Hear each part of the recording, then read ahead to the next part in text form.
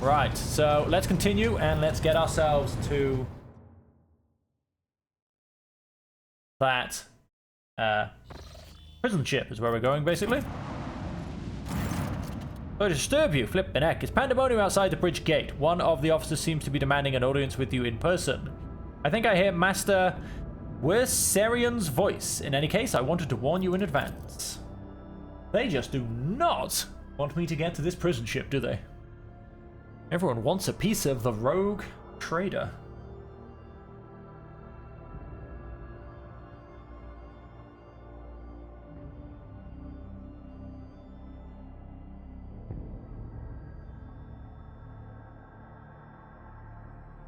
I mean, all I'm trying to do is go visit some prisoners. Well, don't you gentlemen look all fancy? Yeah, but I want a throne that turns around. The everyday sounds of the bridge are disrupted by voices raised in anger, Abelard's voice the loudest of all. This is not the conduct of an officer. These are the antics of a highborn brat out on a lark. Explain yourself, Lieutenant. A young woman standing before Abelard strives with all her might not to quail under the onslaught of her superior's anger. She falters, but then manages to look him in the eye and say, I apologize, sir, but I must speak to the Lord Captain. Very well, Lieutenant. You may address the Lord Captain. Not least because I see you have already seen fit to disturb him. Your unauthorized appearance on the bridge and display of belligerence towards a higher-ranking officer will be logged on your personal file without delay. Lord Captain, Lieutenant Avrila Vent, requesting permission to speak. Vent falls silent and then adds rashly, on a matter of extreme importance and urgency.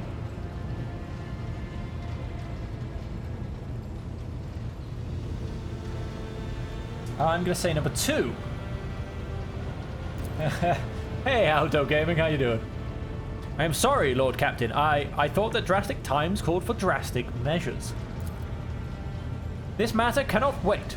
Any minute now, an assault unit will be dispatched to the lower decks on orders to crush the workers' strike by any means necessary. But I am convinced that this step is unwarranted, and that the crisis itself was provoked by the actions of one of the senior officers. Ooh. Abelard, in no hurry to intervene, lets out a skeptical huff. He glances at Suerback, standing not far from him, but she maintains a stony expression. Lord Captain, I urge you to investigate the actions of Seneschal Wersarian, and to intervene in what's happening on the lower decks, because very soon we will have a mutiny or a massacre on our hands. Vent reels off the last words as though she knows them by heart. She has clearly been preparing to say them for some time. When she is finished, she casts an anxious glance at Abelard, then at you. There's an insurrection in the making aboard my ship, and no one has informed me. Where does the Seneschal come into this? I shall explain. I beg you to hurry, time is running out. I will not hurry. Since my competence is under scrutiny, I shall speak for as long as I see fit. There is an established order to the way things are done on this ship, and one of the pillars of that system is that the rogue trader's attention is not distracted by trivial matters. It is the Seneschal's role to ensure that. I've always handled internal problems myself, so, of course, when I received information about cultists hiding on the lower decks, I took the matter in hand. So long as I live, not one of the vermin who murdered Theodora von Valencius will find refuge on her ship. You are far too heavy-handed, Seneschal Wersarian. Arrests, interrogations, mass punishments for entire sectors. It has driven the people to the brink. Now there is a strike on the lower decks, in Depot 4, to be precise. 3 worker clans are involved, but many more are passively supporting them. The situation could degenerate into an all-out insurrection, but when I reported my concerns, the only response I received was an order to dispatch an assault unit and crush the strike with maximum force.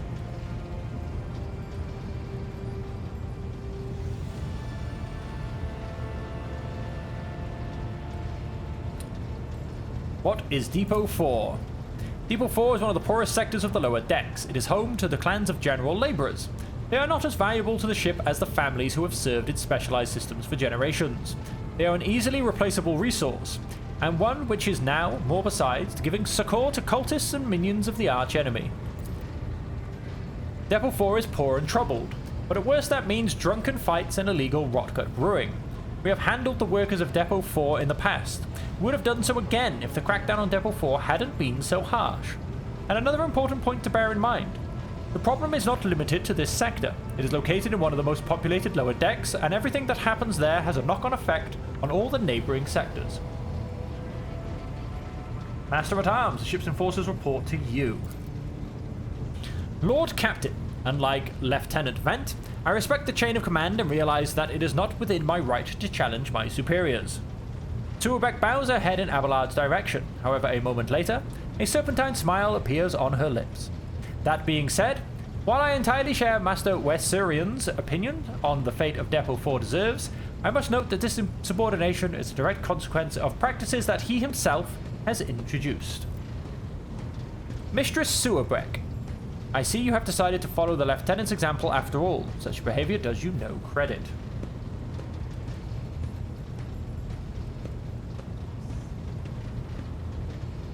Abelard, do you wish to respond? Mr. Tuerbeck, can you recall an occasion where I would encourage an officer to disobey their superior? Or one where I would overrule their order? Or show favoritism to those who merited none? None, Seneschal, for there have been no such cases in the entire time I have served aboard this ship. If anyone were to claim otherwise, I would have them pay for insulting your honor with blood. Your conduct in this regard have always been spotless. Nevertheless, given your eminent position, a simple show of attention on your part is enough to erode the attitude of junior officers, inflate their sense of self-importance, and undermine discipline. That you distinguish some of them and know them by name is tantamount to walking around the officer's deck, handing out gifts to officers who have caught your eye. It fills those you set apart with ambition and audacity, makes them stand out among the rest. Enforcers are meant to be faceless servants, fighters ready to die, their fate entrusted to their commander and no one else. That is the sole foundation of order. Number 3. Lord Captain, I swear that Seneschal Wesserian has never granted me any privileges, never once advocated for me, or facilitated my promotions, although he is the man who convinced me to become an officer in the first place. He has offered me extensive guidance in my service, for which I am grateful to him. And while not all my fellows receive such attention, I know of at least a dozen fine officers whom the Seneschal keeps in his sights to ensure that they continue to strive. To prepare new generations of the Dynasty servants, to instruct them, to separate those with the potential from those who have exhausted, it is my duty as Seneschal. The ship has bays worth of pilots, enforcers, officers, technicians, and stewards I have raised. By the throne, every third person standing on this bridge right now was my student at one point. I see. Evidently my officers are anything but a shining example of unity and adherence today. I only have myself to blame, I suppose. How did this all start? The situation can boil over at any minute, so I'll give you the condensed version. It all began when the enforcers found a cultist amulet on the body of someone who'd been killed in a drunken brawl. We reported it up to Chain immediately, arranged for a cleansing rite to be performed, and opened an investigation. No heretics have been found alive, but the search has brought tensions between enforcers and workers to a head.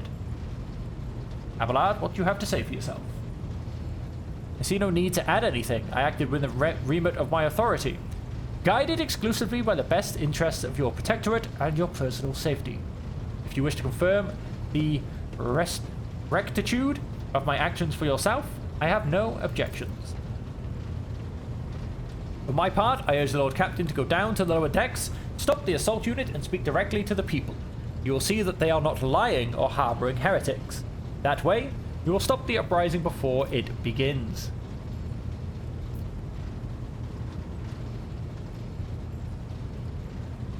I am certain the Seneschal was acting within his authority, but I will verify the soundness of his decision for myself.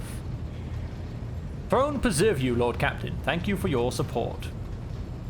An enterprise bordering on the sophomoric, but please yourself, Lord Captain. However, I categorically insist that I escort you. Lord Captain, I regret that the enforcers were unable to handle the situation which led to your and Seneschal's involvement. I consider it is my duty to go to Depot 4 myself and see to the expedient resolution of this incident. I'm Sensing ambush.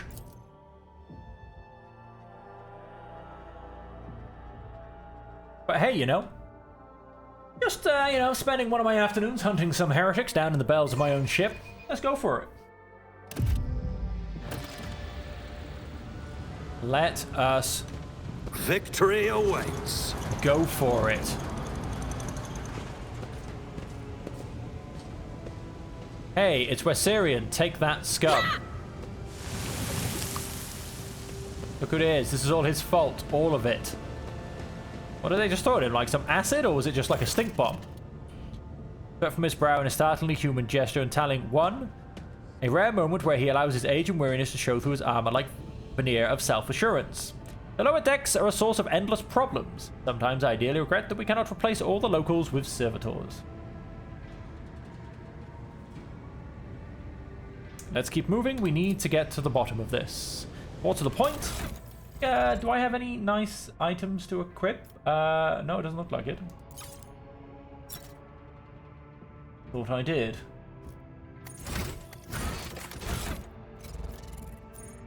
Oh, wait, no, notable. The sword's nothing special. Scrappy auto gun. Axes, nothing special. Lad's pistol. Yep, we got one of those equipped. Las gun? What have you got? You've got a las pistol. It's got a bit more range, but that's okay. Scrappy auto pistol, las gun. Ripper auto pistol. A bit more armor penetration. But it's the same. Auto pistol. Can't be equipped by this character. Dead shot stub revolver. Can we by any chance give that to this guy? Yes, we can. That's going to go to there, and then those two are going to swap. Using the beautiful, well-maintained axe. And then, of course, we have a shotgun, which I think I'm actually going to put in the second point. And let's come... Yep, you've got a shotgun already equipped. And... Can I go like dual-wielding swords? I can. I so beautifully can. I don't particularly know if that gets me anything. I have a feeling it doesn't, but I'm going to do it anyway.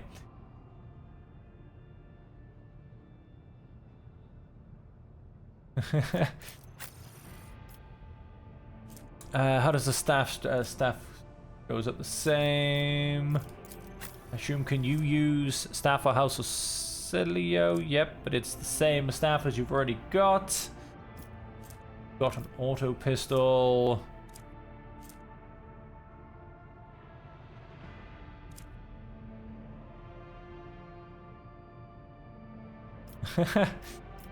You should always let the dogs out.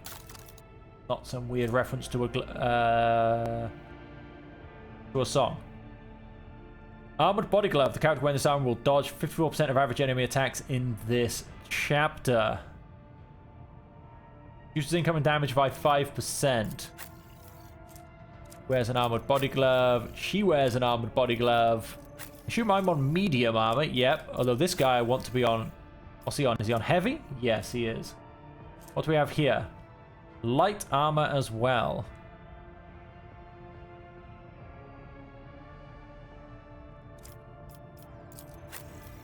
How does that compare? Dodge 18%.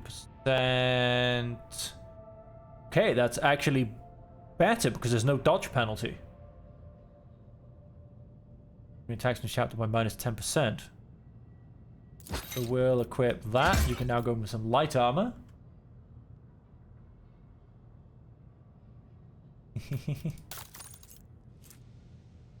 Plus 5% chance to hit, plus 3% chance to hit critical. You can have a little Oculus. Grants WP bonus law. That's +3 logic.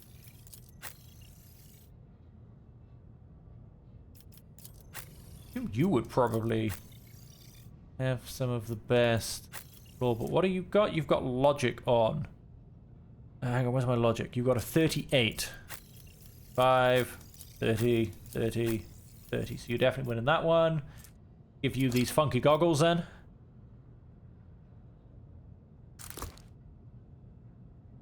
Although, yes, thankfully we don't get to see them.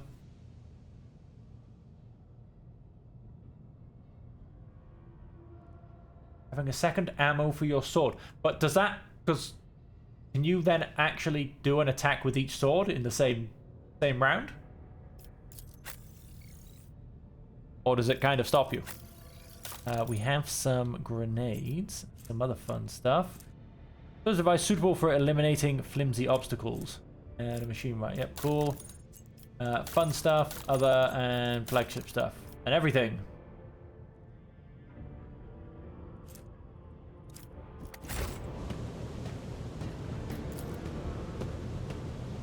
Something resembling a nest made out of thermal insulation material.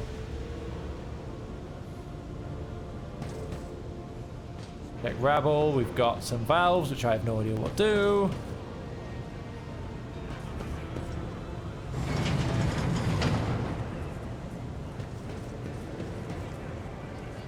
Greetings, your grace.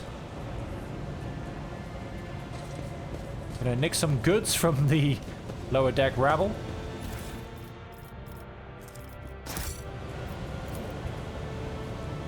And the box string of scratched letters runs along the edge, different first names and used surnames. Looks like a generational box.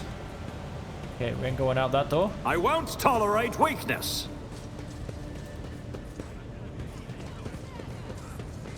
I still do not see our purpose in coming here. Potentially going to be killing some heretics. That's what I'm going to be doing.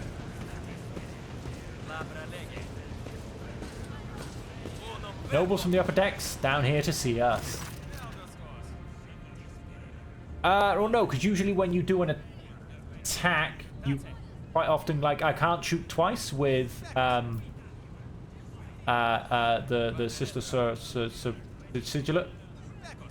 So I'm wondering if I'm actually allowed to attack with each weapon in the same round.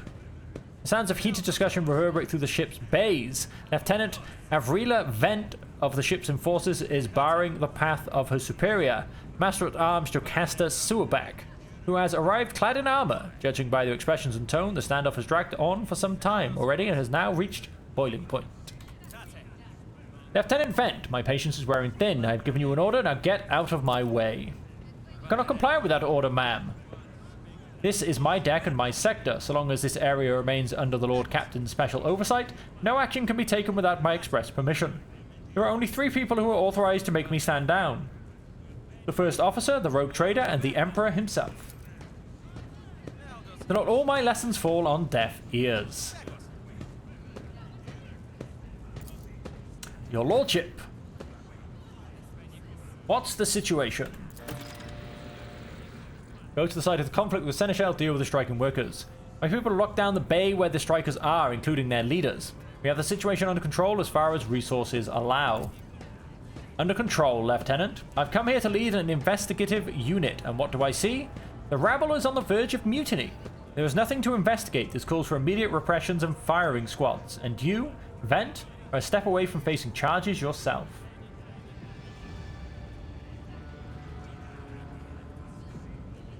I want to speak to the strikers. Trains himself and says nothing. Right you are, Lord Captain. Allow me to wish you good luck. It's about time.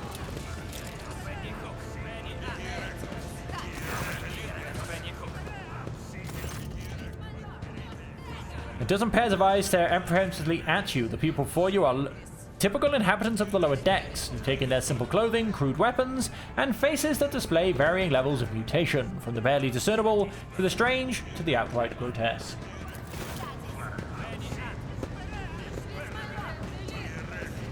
Oh, someone came forward and bowed. Someone else came forward and bowed. A whisper passes through the crowd, and you detect a mixture of fear, astonishment, and joy in their reactions. Finally, 3 people break away from the crowd. An elderly woman, and 2 men. These must be the leaders. They bow clumsily before you. Lord Captain, you have come down to us. We were attacked on the way here. How do you explain that? Here's an explanation for you. The people have been pushed to their limit, and now they're lashing out. As if we don't know why these top deck units are being sent down here. Like the one there that the lieutenant won't let pass. Our clans are all inside the bay that's been sealed off. But the lower decks are big. I'm sure there are some people who've had just about enough. We're getting it from all sides. The soldiers have encircled the ones who have risen up. A death squad has just arrived. No wonder the folks are lashing out. Awareness. Their words seem sincere to you. Their body language and the glances traded between them reveal that the news of the attack has shocked them. What is troubling you? Striking. That's news to us, your lordship. All we're doing is asking questions, saying what we think. Shut up, Rivet, snaps the old woman.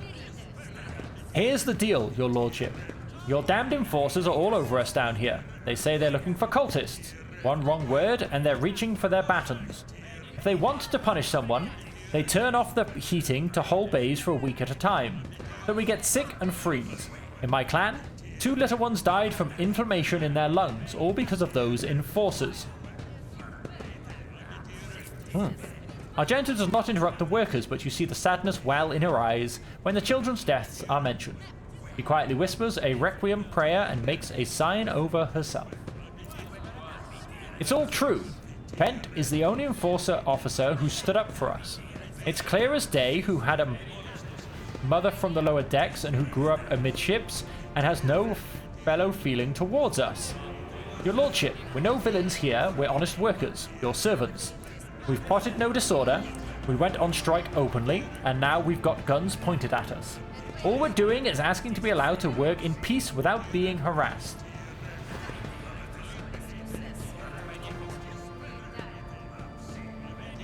I'm gonna go for number 2. There was a cultist here. A cultist amulet. What's that? The gewgaw they found on the dead drunkard. If it was something evil or forbidden, we sure didn't know. The enforcers just said they were looking for heretics among us, and anyone obstructing their investigation would be punished. But how could there be heretics here? We know our own people. There have been no new faces around. Definitely not, and if there were, we'd be the first to report them. And as for this amulet or whatever it was, they took it off a dead body.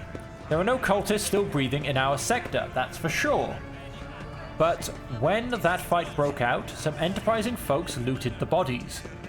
The boots they came back with, nobody's ever tread these decks in boots so fine. I can tell you that.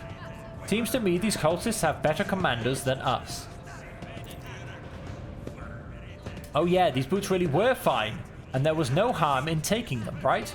As for the amulet, it must have been pocketed by someone who didn't know any better. We don't need any amulets around here. We all worship the Emperor.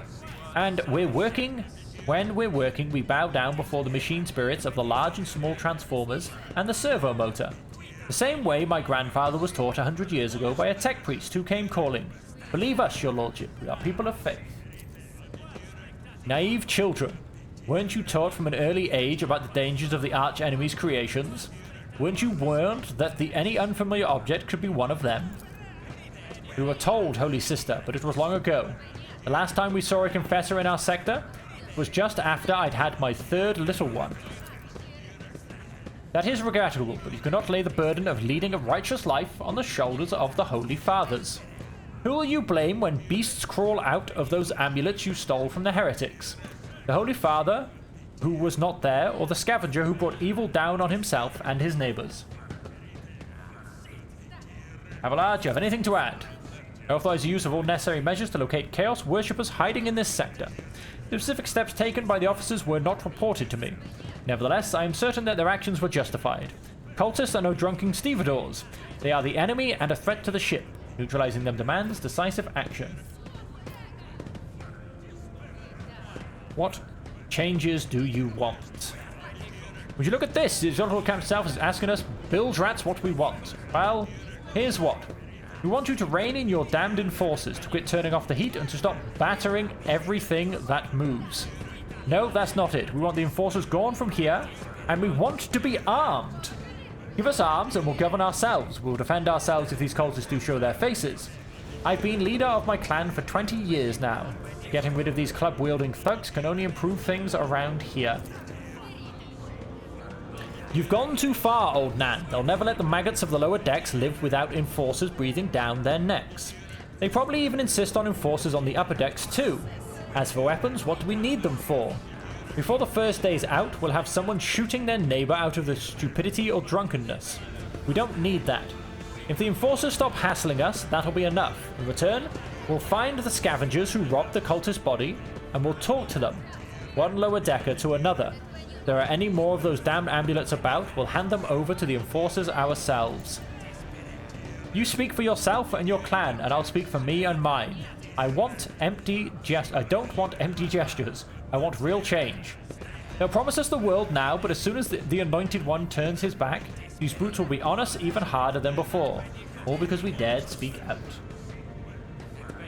The tall worker's eyes dart between the two arguing leaders. Every few seconds, he opens his mouth as if planning to agree, but each time he falls silent, simply making a few vague noises of approval. Spreading anarchy on the ship is the first step towards embracing chaos. Putting weapons into untrained hands would be even worse. What's more, the enforcers are needed to maintain oversight and order. Withdraw those demands, and we will consider the rest. Go for coercion. Cast silent on a woman. Old Nan, listen. Listen, the Lord Captain himself has come down to us and is offering concessions. And I don't know a single person in the whole of Ep.5 who's ever stood next to the rogue trader, let alone talk to them. Back down. Now's no time to be a stubborn old crone. Listen to us, old Nan. The three clans of Ep.4 ought to act as one. We've made our minds up. It's your turn to decide. Don't ask them to disband the enforcers or give us weapons. We don't need any of that. You two are ganging up on me, is that it? So brave you are against an old woman. But I'll shut up. I will, indeed. I won't go against two clan leaders on my own. If you want to make peace with the enforcers, make your peace.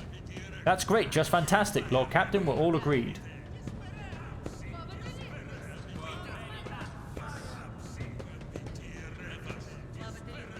I'm gonna go for number 3. Your Lordship, thank you.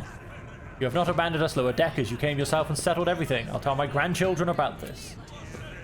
Of course, your Lordship. We'll root out any nasty business faster than the enforcers, and we'll leave no stone unturned. Oh, and now I'm staring at the ceiling. I'll lay claim to the stars. And now I believe it's time for me to leave. Oh. I'm about to have a conversation with Abelard, I think.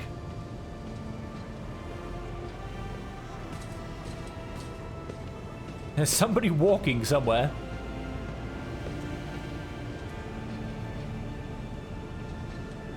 Thank you.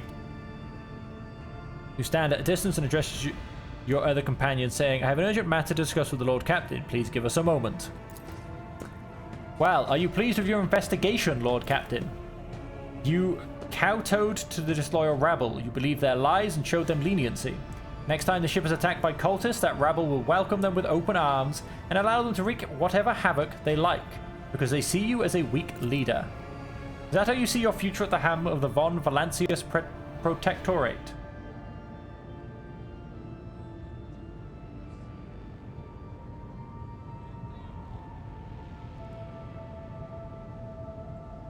Let's... I would have handled the situation myself had you not decided to intervene. Remember, Lord Captain, Theodora, do you think she ever set one slippered foot on the lower decks? No, she did not. Such matters were left to myself and the junior officers while she dedicated herself to her grand designs for the Protectorate, as any true strategist and rogue trader ought. Maybe if Theodora had spent more time on trifling matters, she wouldn't have wound up dead. There is a new Lord Captain aboard the ship now, and I will not repeat her mistakes. I would be only too willing to trust in my seneschal and not fill my head with such matters, but the situation had spiraled out of your control, Abelard. Give me a reason why I should continue listening to your advice and trusting your judgment. Right now, I don't see any.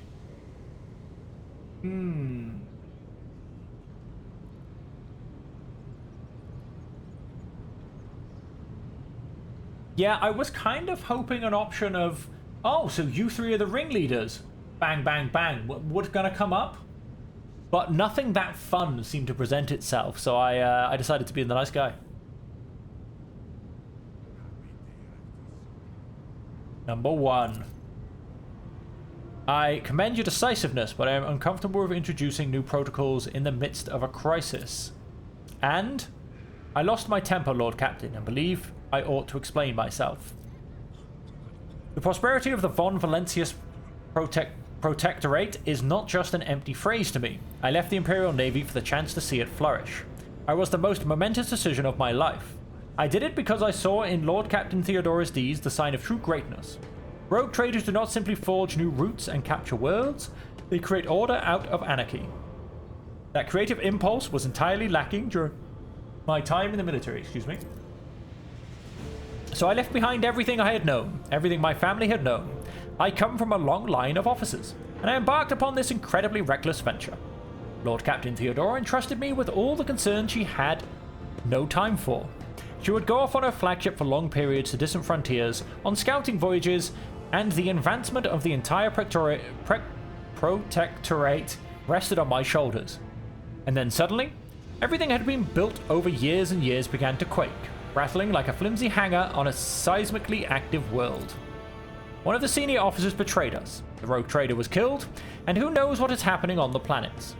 I tell you this honestly, without fear of appearing weak. All this has come as a grievous blow to me. I am not panicking or grieving because I allow myself to panic or grieve. I am duty-bound to aid the new rogue trader, to aid you, to find your footing as quickly as possible. And to do that, I must insulate you from problems that in the past have been dealt with by tried and tested procedures set out in the ship's regulations. Procedures that were established long ago and have functioned smoothly for decades cannot suddenly be deemed excess to requirements.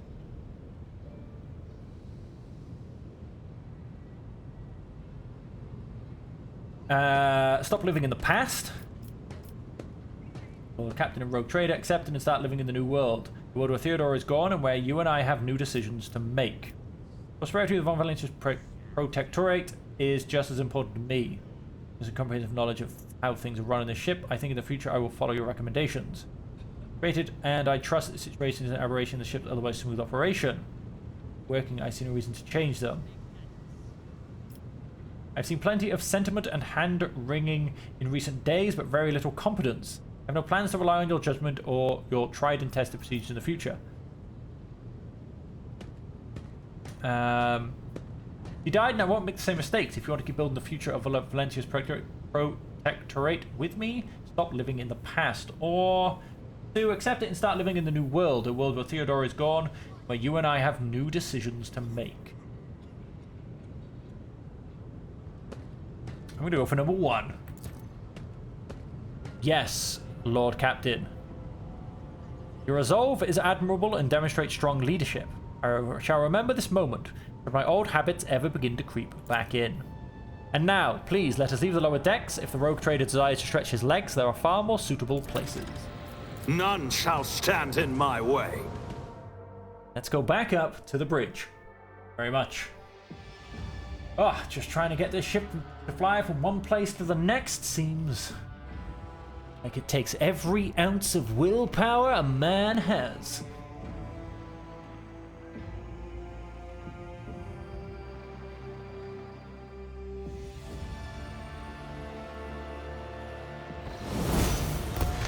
Ooh, and I've gained another level. We are ready for orders, Lord Captain. Let's go back out to the void map. Let's get to where we're going. Let's scan this giant rock.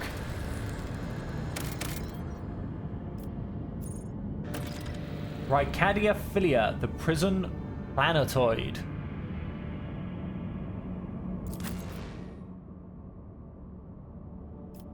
I guess we'll take the crew I have available.